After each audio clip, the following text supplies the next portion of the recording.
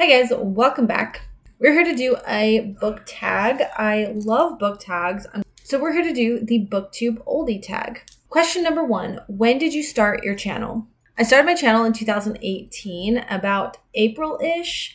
I remember I started it like a month before I graduated in May from college. I actually earned my associates in applied sciences for paralegal. And after 2 years of reading nothing but legal jargon and case files, or rather case law and statutes and all those kinds of things, I just really missed reading for fun so much. In particular, I missed fantasy. And I had just discovered BookTube probably not too long before that, a few months I would say. I just got enamored. When I had any bit of free time I found myself watching BookTube, and it just made me want to read that much more.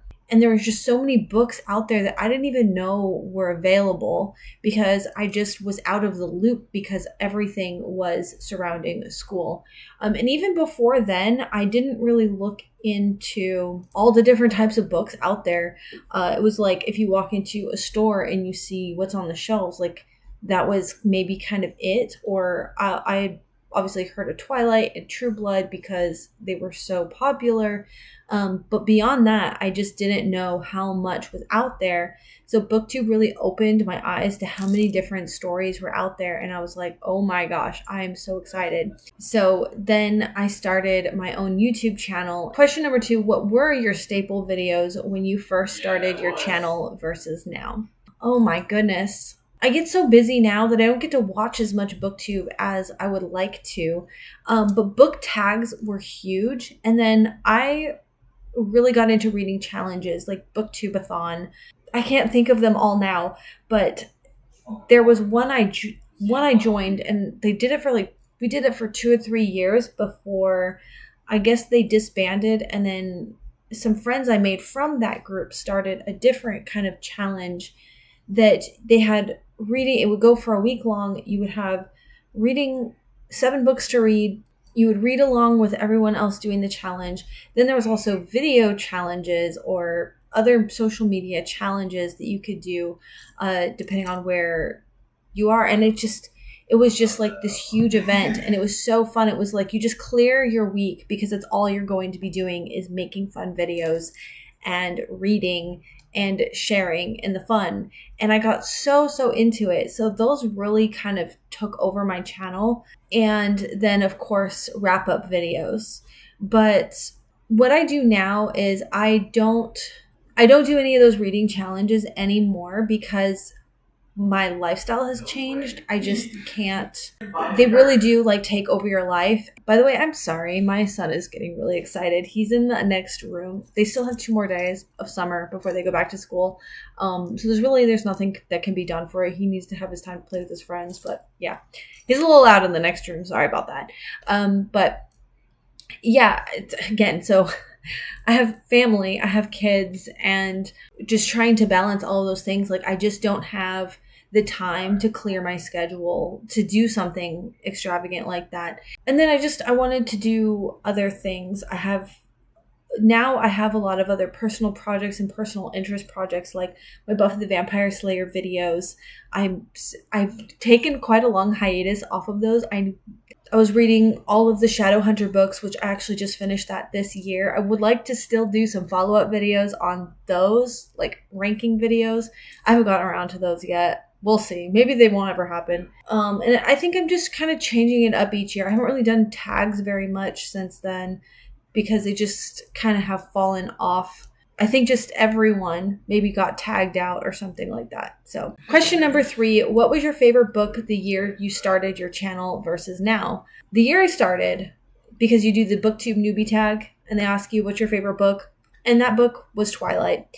And honestly, that didn't change. I still love Twilight. It will always be a favorite of mine, but I didn't read that book during that year. And I think it's kind of fun to think about a book that I read that year that I remember that has stuck with me all this time because 2018? It's been 6 years? Yeah, 6 years. And those books would be the Lux series. I just binge read the entire series. I was so addicted to the Lux series by Jennifer L. Armentrout. Also that year, I read Dracula, and that will go down as one of my favorite books as well. Not only is it just, you know, the OG vampire story. Well, not really. There's vampire books that came before it, but everyone knows Dracula. You know what I mean? Like, it is a classic, and I really wasn't very confident with reading classics. So that was like kind of a big step for me towards reading more classics. And it was the first book I annotated. And that really stuck with me to connect so deeply with the book and just had a lot of fun. And those haven't changed. Those are still my favorite books. I do think my reading style has definitely changed though, but I feel like to talk about favorites, like for me, when a book is a favorite, even if there are better books beyond it, it doesn't mean that my original favorites cease to be my favorites anymore. So however, I would say that what it takes for a book to become a new favorite has changed because I become a lot more critical of a reader. And I have noticed with how much I read, I start getting burnt out of same trends, same tropes, same things being done that's just overdone. Or just people just taking it way too far. Authors taking certain things just like way too far because they want to keep trying to push those boundaries for new readers, and I just don't know that it always works. I think I've answered that question. Oh, I guess new favorites would probably be Sarah J. Maas books, and I think that's just because this year is a really big theme reading all the Sarah J. Maas books. Plus, as I've said time and time again, reading the Throne of Glass series this year has been such a blast because I have a group of women that we are sharing the reading experience. We're texting each other when something big happens, and we're sharing TikToks and memes about certain characters, and it's just making it an entire full-on experience. And so that is making, I mean, even without all that, they would still be favorites. I absolutely love the world that Sarah J. Maas has created and the characters that she creates. So yeah, those are new favorites. Question number 4, has your reading and the reading trends of the community changed since you started your channel? I think I sort of, I hesitate to even say anything about the community because I'm just not one of those people that's like, oh yeah, I'm in the community. You know what I mean? Like, I don't know. I'm just like not one of those people, I guess. But like, I would say as far as like video content, as I said, when I first got into BookTube, doing a lot of book tags was a really big thing. And then doing book hauls are still a really big thing. But I think doing a lot of book boxes, I know that kind of was a really big thing, doing Owl Crate unboxings and stuff. And that seems to have really kind of quit.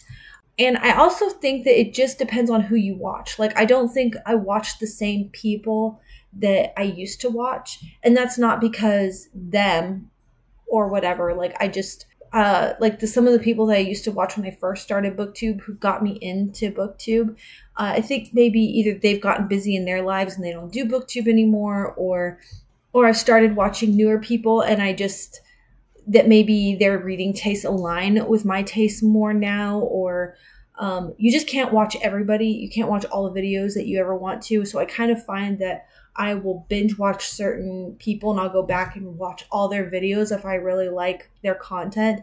And then I might find somebody else to watch. And then so goes the habits of my YouTube watching. So there's that. So that's what I'm thinking is I just think that it depends on who you're watching. So you can't really make any blanket statements about the entire community because there's so much diversity within. There's so many different types of readers in BookTube, and it's really amazing. But I can speak for myself, and I do think that I have shifted my content and my reading to kind of stick to just what I want to do. As I said, I used to do all the book tags like everyone. And I think when I first started, I had this idea that I was going to be really popular. And so you learn about how to do BookTube and they say follow the trends. And so I was doing a lot of that, but like trying to get the views, trying to grow my channel. But I have learned through my 6 years of being on YouTube that it is really a luck of the draw on whose channels really just blow up seemingly overnight versus like my channel, who just cannot seem to gain any traction whatsoever, no matter what kind of social groups I try to join in on, or trends I try to get on to, or books that I read or books that I review. So I've really just given up all of that, and I do BookTube for a completely different reason. It's honestly more of a tool for me now to maintain my reading momentum for myself. Whether or not people watch my videos, I like making the content, and I like having to have, what do they call it? When you have someone that's like checking in on you to make sure that you're meeting your goals. That's what BookTube kind of is for me. It's more of a tool.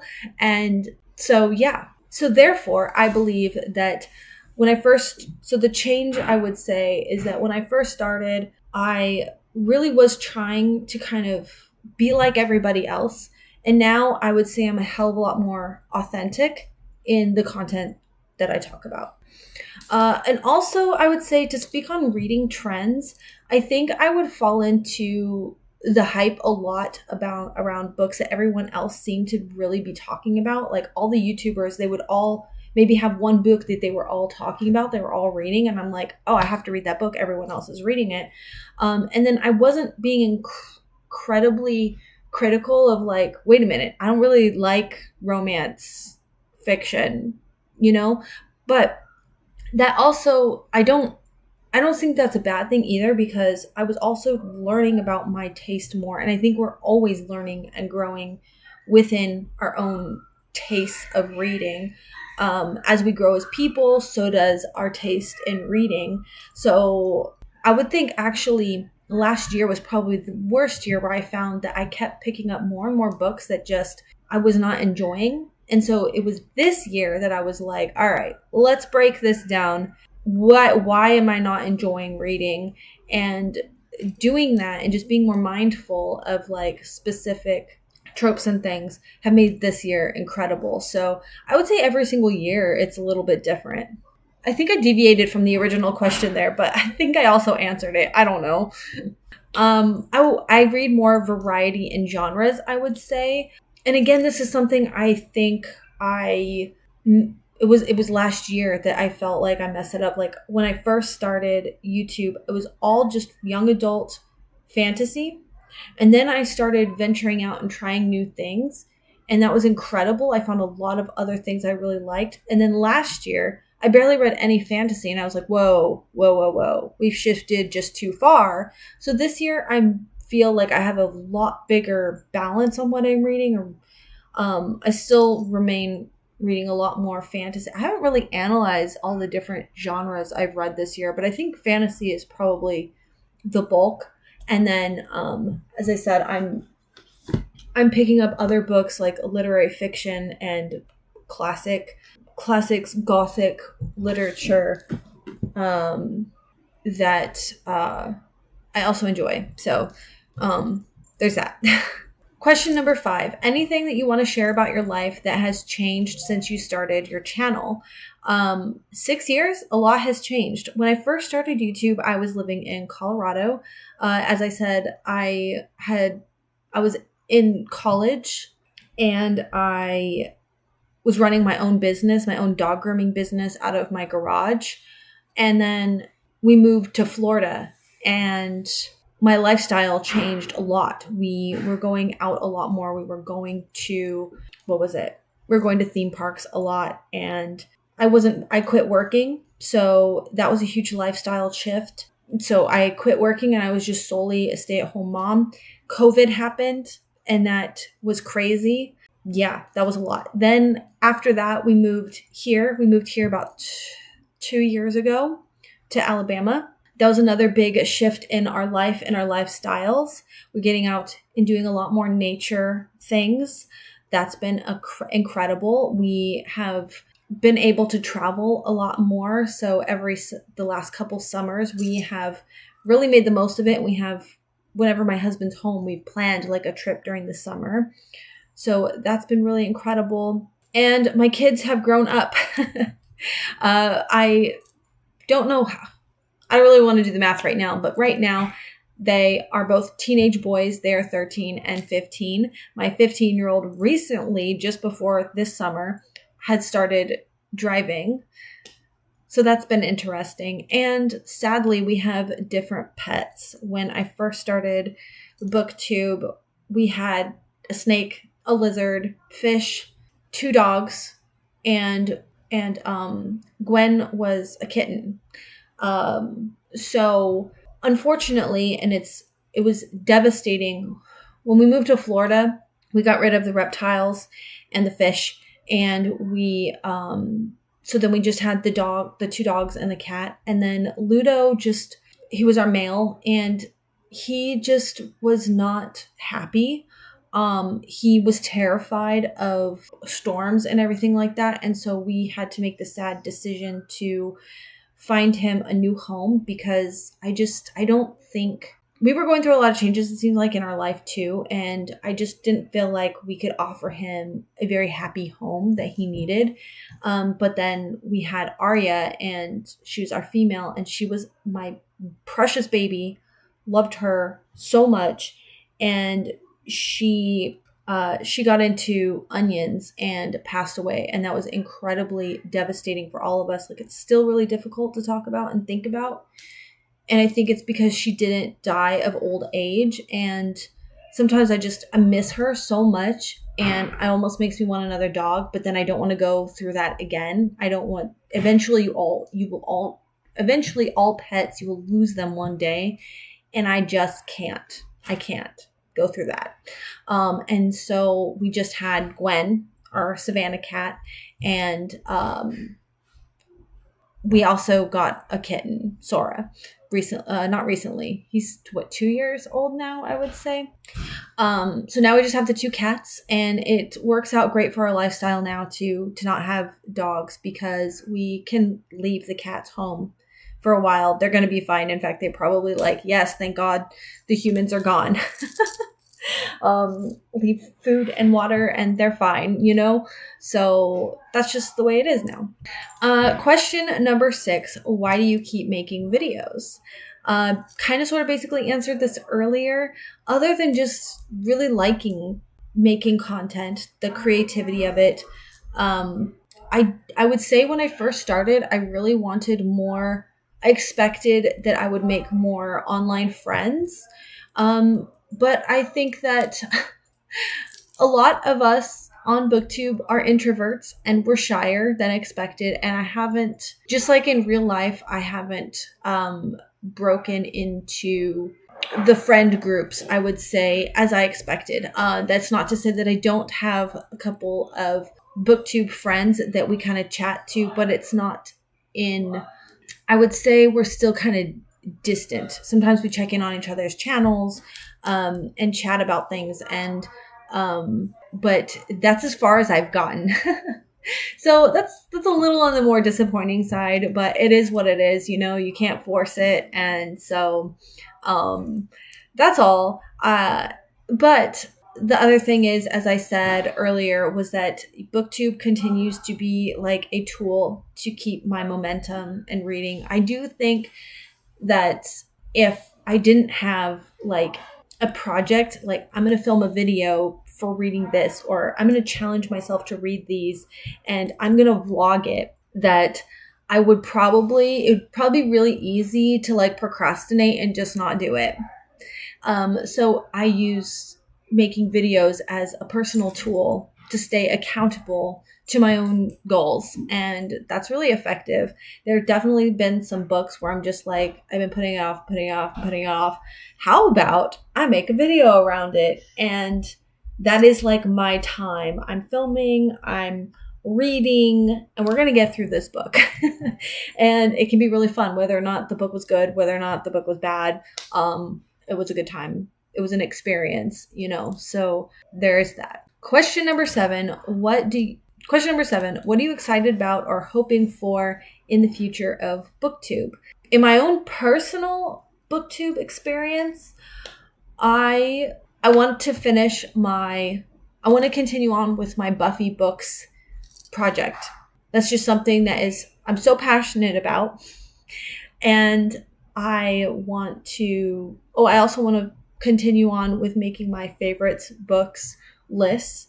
I really, really enjoy those. Book tags, I think they're really fun.